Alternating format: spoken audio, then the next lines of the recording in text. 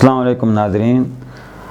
آپ کا میزبان مفتی عبدالخالق باروی ایک بار پھر آپ کی خدمت میں حاضر ہے۔ آج کا ہمارا موضوع ہے سورہ بقرہ اور سورہ فاتحہ، ان کے آپس میں مطابقت اور تعلق۔ اس سورت کو سورہ الحمد کے ساتھ چند طرح کا تعلق ہے، یعنی سورہ بقرہ کا سورہ الحمد شریف یعنی فاتحہ شریف کے ساتھ چند طریقوں کے ساتھ کچھ تعلقات ہیں۔ اولاً یہ کہ یہ سورہ الحمد میں ایسے عمدہ مضامین بیان ہوئے ہیں جن سے بیمار دل اور بیمار روح کو شفاء ابدی حاصل ہوتی ہے، اس لیے اس کا نام سورہ شافیہ ہے۔ شفا کے بعد زندگی ضرورت ہوتی ہے، جس کو شفا مل جائے اسے آگے پھر زندگی اللہ تعالیٰ ضرور بالضرور عطا فرماتا ہے۔ یا یوں سمجھیں کہ دوا کے بعد غذا ضروری ہے، کیونکہ دوا سے بیماری دور ہوتی ہے اور غذا سے زندگی باقی رہتی ہے۔ سورہ بقرہ کے اندر ایسے مضامین بہت زیادہ ہیں جو انسان کو روحانی زندگی عطا کرتے ہیں، کیونکہ اس میں 40 رکوع ہیں، مگر کوئی بھی رکوع ایسا نہیں جس میں زندگی کا ذکر نہ ہو۔ کسی رکوع میں ایمان کا ذکر ہے، کسی میں اعمال کا، کسی میں غذائیں پیدا کرنے کا، کسی میں بنی اسرائیل پر من و سلوہ اتارنے کا ذکر ہے، اور کسی رکوع میں دین ابراہیمی کی پیروی کرنے کا ذکر ہے، کسی رکوع میں قبلہ کے بدلنے کا ذکر ہے، کسی میں مرے ہوئے کو گائے کا گوشت لگا کر اسے زندہ کرنے کا حکم ہے، اور کسی میں شراب و جوے کی ممانعت ہے،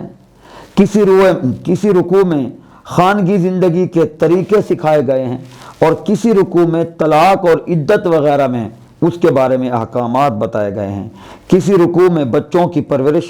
کے بارے میں بتایا گیا ہے کہ بچہ کتنا عرصہ تک وہ اپنی ماں کا دودھ پیے گا، اور کسی رکوع میں سیدنا ابراہیم علیہ السلام کا 4 جانوروں کو مار کر 4 پرندوں کو مار کر زندہ کرنے کا ذکر ہے۔ اسی طرح مختلف مضامین سورہ بقرہ شریف میں بیان کیے گئے ہیں۔ اسی طرح ہر رکوع میں، ہر موضوع میں جسمانی اور روحانی حیات بخشنے والے رکوع ہیں۔ یہ یوں سمجھیں کہ سورہ فاتحہ شفا تھی، سورہ بقرہ اس کی حیات ہے، یعنی زندگی ہمیں دیتی ہے، یعنی زندگی کی صورت۔ دوسری یہ کہ سورہ بقرہ الحمد شریف کی تفصیل ہے، یعنی جو مضامین وہاں اجمالی طور پر بیان کیے گئے تھے وہ اس صورت میں مفصل طور پر بیان ہوئے ہیں۔ مثلاً سورہ فاتحہ میں حق تعالیٰ کی ربوبیت اور رحمت کا ذکر ہے، الحمدللہ رب العالمین الرحمن الرحیم، اس میں اس طرح اس کی رحمت کا ذکر فرمایا گیا ہے۔ اور اس صورت میں بقرہ میں ذکر ہوا کہ رب تعالیٰ نے آسمان سے پانی برسا کر قسم قسم کے پھل ہمیں عطا فرمائے ہیں، فلاں قوم کو من و سلوہ عطا کیا ہے، فلاں شخص کو بعد مرنے کی زندہ کر دیا گیا ہے وغیرہ۔ اسی طرح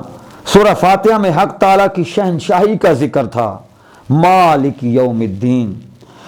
اور اس صورت میں بقرہ میں ذکر آئے گا کہ بنی اسرائیل نے فلاں خطا کی،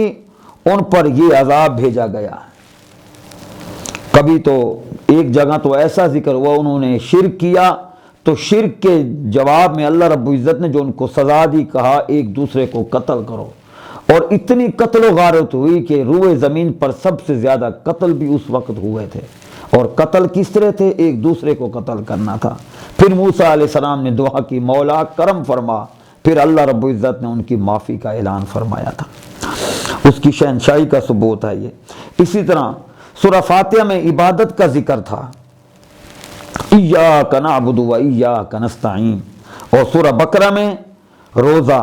نماز، حج، زکوٰۃ کا ذکر ہے۔ اسی طرح سورہ فاتحہ میں سیدھے راستے کی دعا مانگی گئی، مولا ہمیں سیدھے راستے پر چلا، اور انعام والوں کے راستوں پر چلنے کی توفیق مانگی گئی ہے، صراط الذین انعمت علیہم۔ اور سورہ بقرہ میں حضرت ابراہیم، حضرت یعقوب اور دیگر انبیاء علیہ السلام اور ان کی پیروی کرنے کا ذکر فرمایا گیا ہے۔ اسی طرح سورہ فاتحہ میں غضب والوں اور گمراہوں سے پناہ مانگی گئی ہے کہ مولا ہمیں ان لوگوں سے پناہ دے اور سورہ بقرہ میں ان پناہ یافتہ جن پر غضب ہوا ہے ان کا ذکر ہوا ہے۔ وہ کون ہیں؟ فرعون ہے، نمرود ہے وغیرہ، ان کے حالات اور ان کی تباہی کا، ان کی قوموں کی تباہی کا ذکر ہے۔ غرض سورہ فاتحہ کی تفصیل یا تفسیر سورہ بقرہ سورہ فاتحہ کی تفسیر ہے۔ حقیقت کے اندر یہ ہے کہ اس میں مختصراً ذکر ہوا ہے، جبکہ سورہ بقرہ کے اندر بالکل تفصیل کے ساتھ، تفسیر کے ساتھ ذکر ہوا ہے۔ اور جو شخص آج یہ حقائق کھل رہے ہیں کہ ہم ہر رکعت میں جو سنت ہے جس کو ائمہ نے واجب قرار دیا ہے کہ ہر رکعت کے شروع میں سورہ فاتحہ شریف کی تلاوت ہوگی، جب فاتحہ شریف کی تلاوت ہوگی تو اس کے بعد کوئی بھی سورت پڑھیں گے، کوئی بھی رکوع پڑھیں گے، کوئی بھی آیات بینات ہوں گی، اس کا تعلق جو ہوگا وہ سورہ فاتحہ کے ساتھ ہوتا ہے۔ یعنی کہیں اگر بالکل وحدانیت کا ذکر ہوتا ہے تو الحمدللہ رب العالمین مالک یوم الدین ایاک نعبد و ایاک نستعین کی تفسیر ہو رہی ہوتی ہے۔ کہیں اگر یہ ذکر ہوتا ہے کہ کوئی مثلا کسی آیت میں یہ ذکر ہو رہا ہوتا ہے کہ اللہ رب العزت کے انعام یافتہ وہ لوگ ہیں انعم اللہ علیہم من النبیین والصدیقین والشہداء والصالحین، تو سورہ فاتحہ کی وہ شخص نمازی تلاوت کر چکا ہوتا ہے صراط الذین انعمت علیہم، وہ پہلے ان کا ذکر ہو رہا ہوتا ہے، اس کی تفصیل بیان کر رہا ہوتا ہے۔ اسی طرح کہیں اگر ذکر ہوتا ہے جنت کا، دوزخ کا، یا ان تباہ شدہ قوموں کا جن پر اللہ کے غضب ہوئے ہیں، ان پر اللہ کے عذاب نازل ہوئے ہیں، تو وہ سورہ فاتحہ میں تلاوت کر چکا ہوتا ہے غیر المغضوب علیہم ولا، وہ پناہ مانگ چکا ہوتا ہے مولا ان گمراہ ٹولوں سے ہمیں ہمیشہ کے لیے حفاظت عطا فرمانا، ہمیں ان سے پناہ دینا۔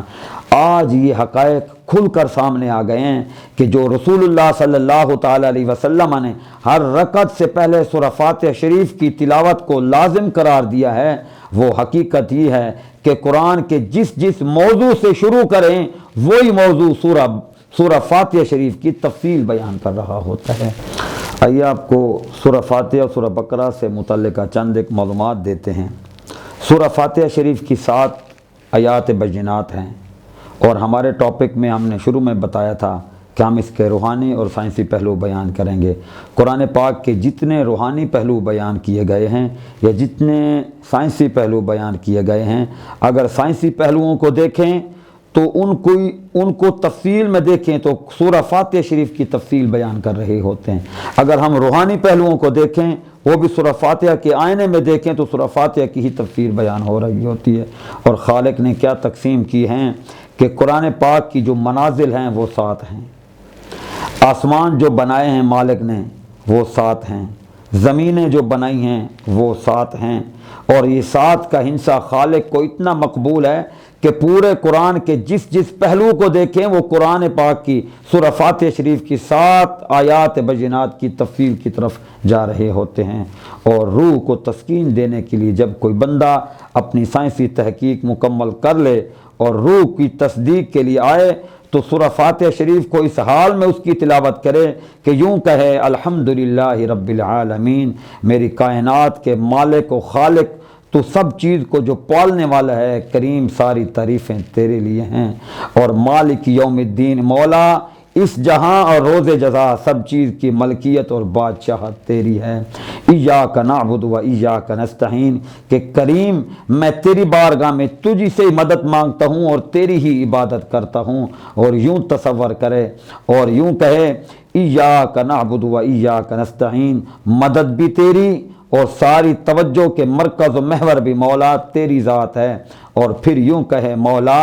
اہدنا الصراط المستقیم، مولا مجھے ہمیشہ سیدھے راستے پر چلانا، اور ایسا سیدھا راستہ ہو جن پہ تو نے ایسے لوگوں پر جن پہ تو نے اپنا انعام خاص فرمایا ہے، اور مجھے ایسے راستوں سے بچانا جن لوگوں پر تو نے غضب فرمایا ہے۔ اور آخر میں جب یہ دعا کرے گا اور یوں تصور کے ساتھ کہ میں اپنے خالق کی بارگاہ میں ہوں، پھر وہ پڑھ کر الحمد شریف کی تلاوت اگر پانی پر دم کر کے کسی بیمار کو پلائے گا تو مالک شفا عطا فرمائے گا، بیمار پر پڑھے گا تو اللہ تعالیٰ اس کو شفا دے گا، رزق کے لیے پڑھے گا تو اس میں شفا دے گا، جس مقصد کے لیے سورہ فاتحہ پڑھے گا اللہ رب العزت اس کا وہ مقصد خیر پورا اور مکمل فرما دے گا۔ یہ تھی آج کا موضوع، یہ تھا ہمارا آج کا موضوع، سورہ بقرہ اور سورہ فاتحہ کے مابین تعلق و مطابقت۔ دعا ہے اللہ تعالی ہم سب کو ان فضائل پر عمل کی توفیق عطا فرمائے۔